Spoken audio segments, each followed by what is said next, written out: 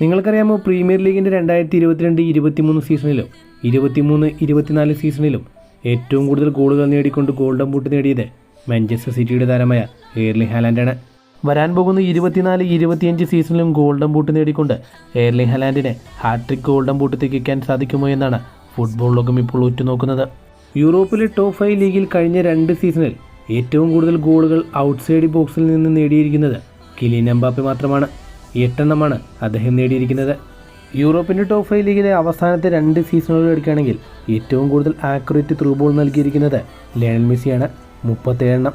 രണ്ടാം സ്ഥാനത്തുള്ളത് Bruno Fernandes, 35 എണ്ണം. അവസാനത്തെ 2 പ്രീമിയർ ലീഗ് സീസണുകൾ എടുക്കുകയാണെങ്കിൽ 20-ൽ കൂടുതൽ അസിസ്റ്റ് നൽകിയിരിക്കുന്നത് 3 താരങ്ങൾ മാത്രമാണ്. മാഞ്ചസ്റ്റർ സിറ്റിക്ക് വേണ്ടി കെവിൻ ഡി ബ്രൂയിൻ 26 എണ്ണവും, ലിവർപൂളിന് വേണ്ടി മുഹമ്മദ് സല 22 എണ്ണവും, ആഴ്സണലിന് വേണ്ടി ബുക്കായോ സാക്ക 20 എണ്ണവും.